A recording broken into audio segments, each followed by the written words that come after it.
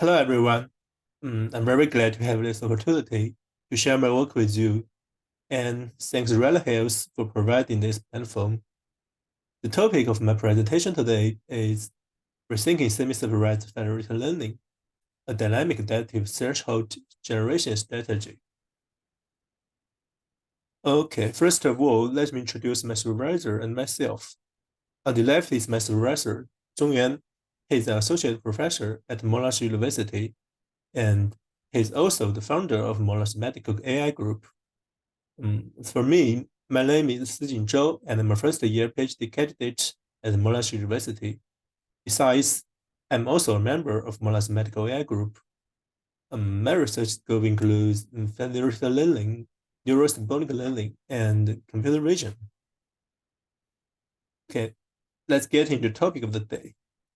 We can see an array of medical imaging technologies, which shows the remarkable advancement in health diagnostics. On the left is a series of MRI, which use strong magnetic fields and radio waves to generate detailed images of the inside body. The central section displays CT, providing cross-sectional views of the body with high degree of clarity, allowing for the examination of various bodily structures and the identification of conditions such as caries and cancers.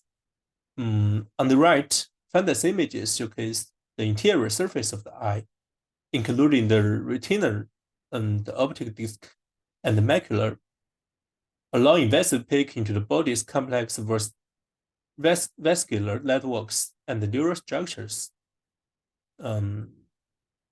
Totally, these image modalities have revolutionized medicine by providing an increasingly precise, non-invasive, and intuitive window into human body, aiding in earlier diagnosis, treatment planning, and the monitoring of disease progression. Nowadays, deep learning is being increasingly applied as an effective analysis method in medical imaging analysis. However, in real-world deployment situations, the following issues or challenges often arise, which can impact the model's performance. The first is data privacy and security. As we know, data privacy and security is a key and troublesome issue in the use of medical data. Because medical data is highly sensitive, it's crucial to respect patients' privacy and obey by some regulations such as HIPAA in the US and GDPR in Europe. Data heterogeneity is also a common challenge because medical image data can be highly heterogeneous due to variation in imaging protocol, machine types, and different clients. As for data volume, where deep learning exists and handling large-scale data, the process of collection data from various institutions and centralizing it on a single server remains bandwidth intensive. Next challenge is about inadequate label. In reality, many medical imaging datasets are unlabeled or poorly labeled, which is a problem for common supervised learning method. Okay, let's go to the next slide. To address the mentioned issues, federated learning is an effective approach. The picture is a simplified view of federated learning, which is the way to train a shared deep learning model while keeping everyone's data on their own clients. Okay, as shown in the picture, in medical image data, the common situation is that a small number of clients have labeled data and more clients are unlabeled data. In this scenario, the use of unlabeled data becomes particularly crucial. The existing problem in semi-supervised federated learning mainly focus on two aspects. It's quality of unlabeled data and the threshold setting.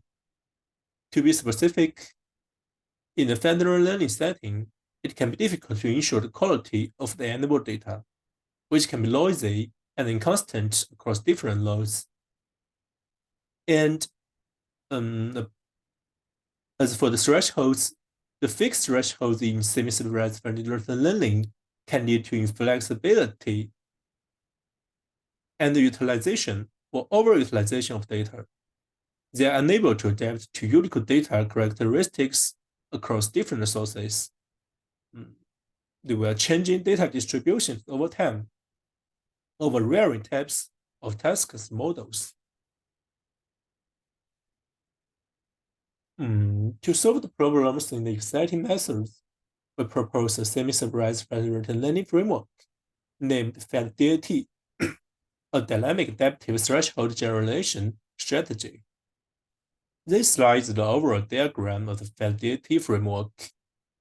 It can be divided into three parts, which are the overall update process, labeled client local training, and the unlabeled client local training. Next, I will introduce these three parts separately. First is the overall update process. An exciting method, we will not update labeled clients and unlabeled clients in parallel within a single update round. From previous research, we find that training labeled and unlabeled client model in parallel will result in high gradient diversity due to different loss functions. And this will lead to a weak global model. The problem is exacerbated and non-ID data distributions. To avoid this, we adopt a distributed update strategy in the FedDAT framework. Specifically, in each round of communication, the server first updates the model with the labeled client, and then update with the unlabeled client. Like this. At the end of each round, the server integrates the models from the labeled clients and unlabeled clients. Through this way, high gradient diversity problems in the training process can be effectively avoided. And there is the labeled client local training. In each round, labeled client uses supervised learning to update the model state L passed by the server to obtain state L prime. And as for the unlabeled client local training, is the key part of our framework. Firstly, we calculate the global threshold tau IT and the local thresholds tau IK for each class through the model theta U passed from the server. Next, the global threshold and the local thresholds are used to calculate the total thresholds of each class. Based on the total threshold of each class, we generate pseudo labels for some enabled images, and then build a training set on the enabled clients. Finally, we update the model theta U through the training set with pseudo labeled image. And we get the theta U prime. By this way, the model can adapt changing data patterns, enhancing its ability to detect anomalies or new trends. Okay, this slide is intended to further describe how the global and the local thresholds changing over the iteration rounds. For the each enabled clients, its global threshold will be initialized to a small value, like this point. And the reason is that in the early stage of the training, small threshold can promote the diversification of pseudo labels. It will improve the utilization of unlabeled data and improve the speed of model convergence.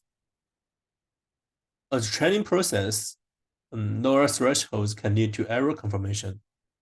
So ideally, thresholds should increase along with the training process to maintain a stable pseudo label adoption ratio, just like the global threshold change in the left picture. And as for the local threshold of each class, they will change as iteration. rounds go on. From the picture on the right, we can see that there are also different thresholds for the same class in the first round when the I equal to 1, and the second rounds when I equal to 2. The same class has different thresholds in our framework. Okay, that is the pseudocode of the overall parameter update process. From this, we can say that in the S round of the iteration, the FedDAT framework updates the model in the order of server and to enabled clients and to server and to enabled clients, and then finally is to the server. Okay, let's discuss the three core formulas related to threshold calculation. And formula 1 is used to calculate the global threshold of each enabled client. And we adopted AMA method for parameter update, specifically for the global threshold of ith iteration is the tau it, and we use the global threshold of road I-1 is the tau I-1 t, and the model prediction of the road I is this one theta lk to calculate it. It should be noticed that we are not directly use the max value in theta lk, but rather use the entropy. And this part use the entropy of theta lk for all classes. There are several advantages of this change. First, it provides robuster by offering a more representative measure of the overall data distribution. Less affected by outliers, and using entropy value also offers smoother representation, capturing the overall data characteristics without being overly influenced by extremely value. And the formula 2 is used to calculate the local threshold of each class. And we also adopted AMA method for parameters update. Okay, formula 3 is to calculate the total thresholds of each class. For the class J, we first perform a max normalization on the local threshold Tij, then multiply the global threshold tau it to get the total threshold of class J. Finally, it is important to notice that the shape of the global threshold tau it and the total threshold tau ij is a definite value, and the shape of the local threshold ti is an area of less b, which b is the number of the classes.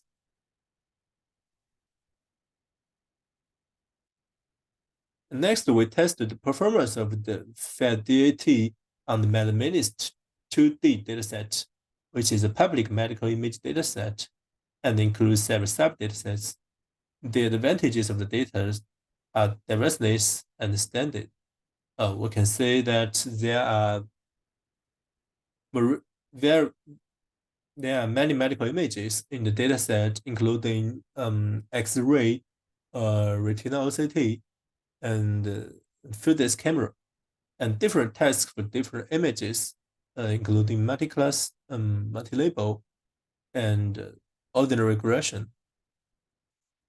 So this is a part of the experimental results on different datasets, and we compare our framework FedDAT with RSCFed, which is published in CVPR 2022, and ISOFed, which is published in BCAI 2023.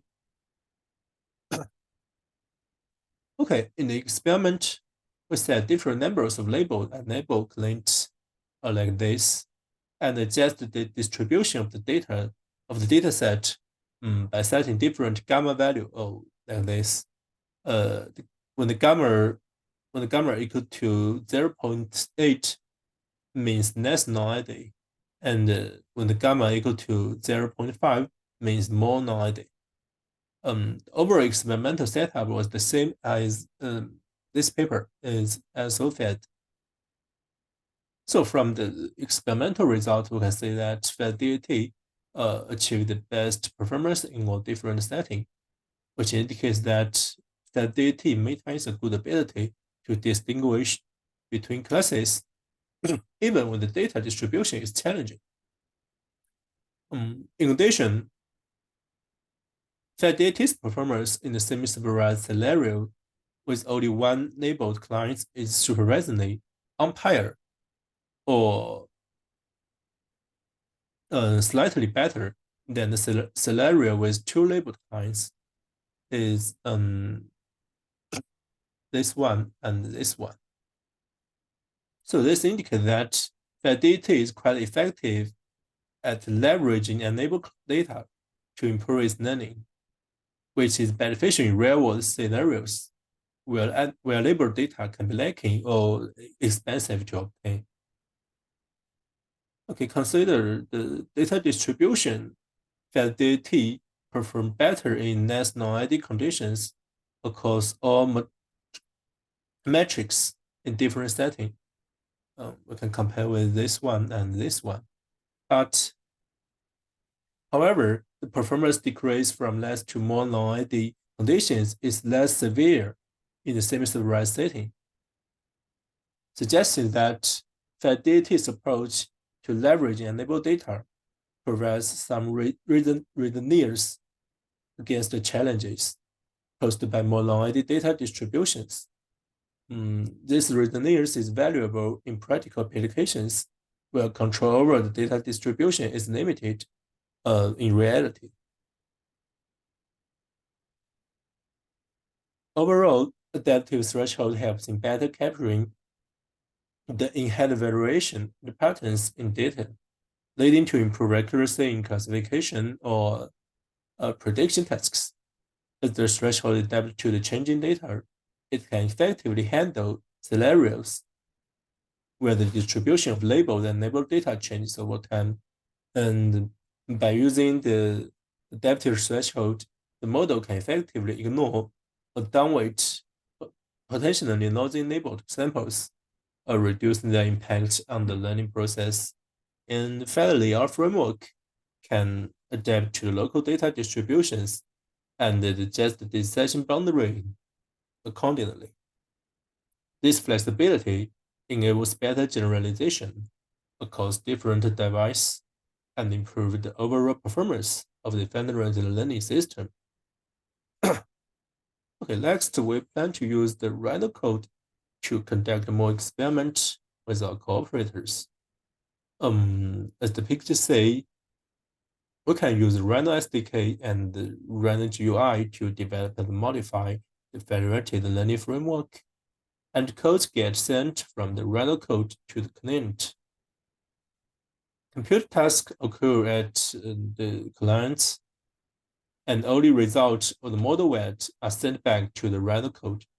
I think with the help of Rhino code, each cooperative client can safely and effectively compile the model updates of its own side, and the whole federated learning framework is easier to implement.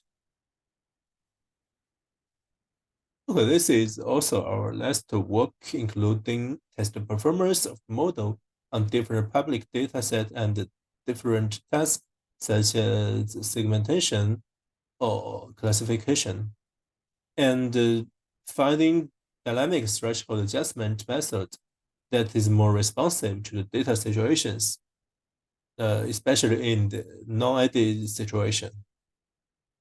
And finally, real-world applications with partner medicine institutions through the Rhino Federated Computing Platform. Please reach out with any questions or if you like to cooperate.